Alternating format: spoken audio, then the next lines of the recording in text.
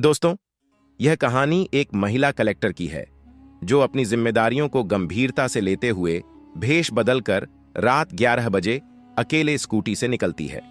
वह अपने क्षेत्र में प्रशासन और कानून व्यवस्था की वास्तविक स्थिति को समझने के लिए यह कदम उठाती है। यह घटना उस समय की है जब वह महिला कलेक्टर, जिसका नाम अंजलि है, छत्तीसगढ़ के एक जिले में नई नई नियुक्त हुई थी। अपने कार्यभार संभालने के तीसरे ही दिन अंजलि ने सोचा कि क्यों न रात में चुपचाप बिना किसी को बताए अपने क्षेत्र का निरीक्षण किया जाए।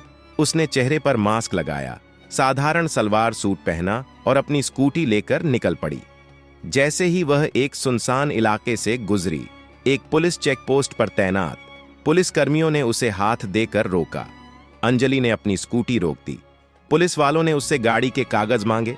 जब उसने कागज नहीं होने की बात कही तो पीछे बैठा एक दरोगा, जो शराब के नशे में था, सिपाही को इशारा करते हुए बोला, उसे हमारे पास भेजो। सिपाही ने अंजलि से कहा, साहब बुला रहे हैं, उनके पास जाओ।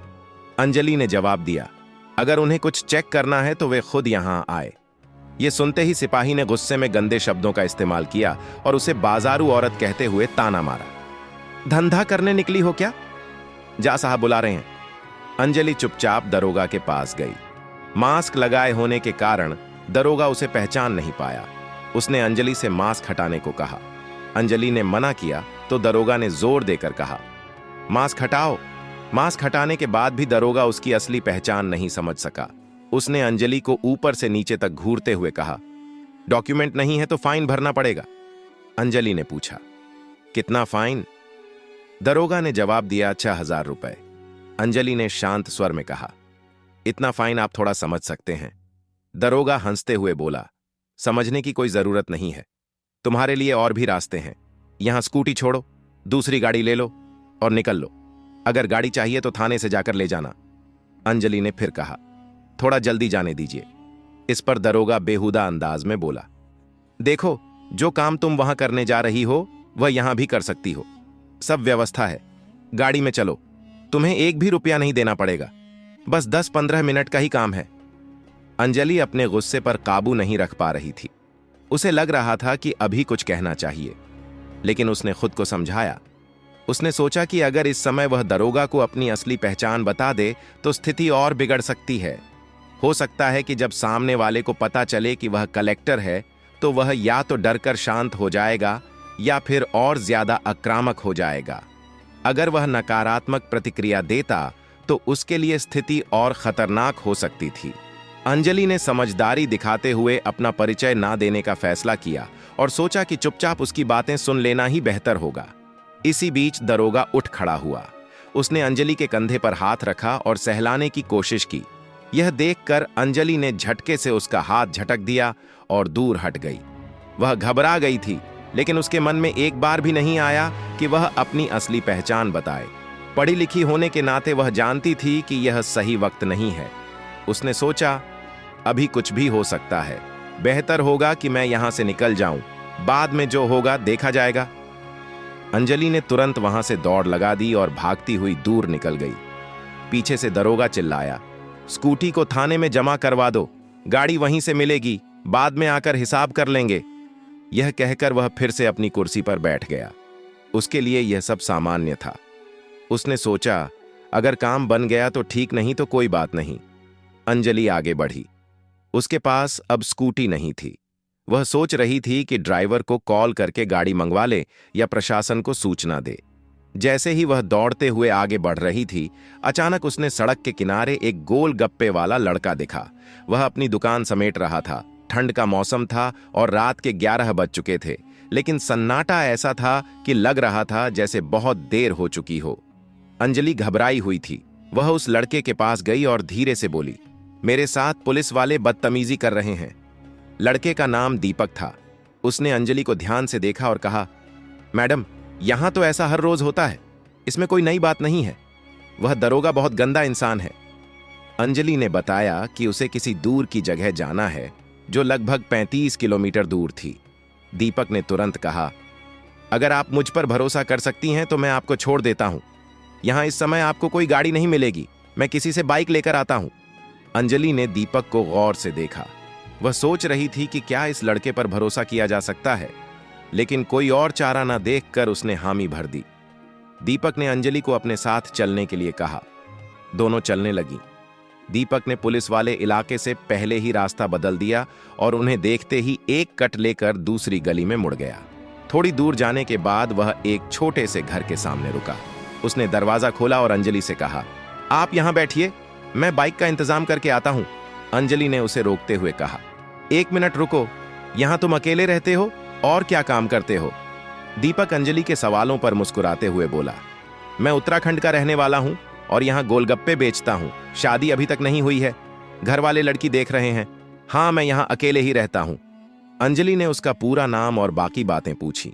दीपक ने बिना झिझकते हुए सब कुछ साफ साफ बताया। इसके बाद वह बाइक लेने चला गया। थोड़ी देर बाद लौट कर आया और बोला, अभी भैया कहीं गए हुए हैं, शायद देर हो जाएगी। फिर थोड़ी देर सोचकर उसने कहा, ठीक है, मैं किसी और से बात करता हूं, आप अंदर आकर बैठ जाइए। बाहर सर्दी थी। अंजलि पहले गेट के बाहर खड़ी थी, लेकिन अब उसने दरवाजा खोलकर अंदर कदम रखा। अंदर जाकर उसने चारों ओर नजर दौड़ाई। अंजलि ने देखा कि दीपक का कमरा बहुत ही साधारण था। एक तरफ एक खाट रखी थी। दीवार पर ईश्वर की तस्वीर लगी थी, जिससे प्रतीत हुआ कि वह नियमित रूप से पूजा अर्चना करता है। कमरे में कुछ ग्रंथ और पुस्तकें भी रखी थीं, कुछ धार्मिक तो कुछ कथाओं और उपन्यासों की। ऐसा लगा कि वह फुर्सत के समय अध्ययन करने का शौक रखता है। समय मिलने पर वह यह किताबें पढ़ता होगा। अंजलि को यह देखकर अच्छा लगा कि दीपक अपनी साधारण जिंदगी में भी कुछ नया सीखने और पढ़ने की रुचि रखता है। थोड़ी देर बाद दीपक एक बाइक लेकर आया और बोला, मैडम चलिए, मैं आपको छोड़ देता हूं। अंजलि ने उसकी तरफ देखते हुए कहा, अभी रात का समय है और ठंड भी बहुत ज्यादा है। मेरा स्वास्थ्य खराब हो सकता है और तुम्हारा भी। अगर फिर से कोई परेशानी हो गई तो अगर यहां रुकने की कोई व्यवस्था हो सकती है तो मैं यहीं रुकना चाहती हूं। दीपक ने थोड़ा झिझकते हुए कहा, मैडम आप यहां कैसे रुकेंगी? आप पढ़ी लिखी और एक बड़ी लड़की हैं और मैं अकेला लड़का हूं।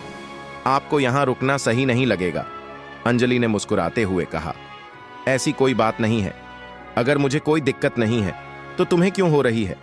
हां, अगर तुम्हें सच में कोई परेशानी हो रही है तो मुझे छोड़ने की कोशिश करो।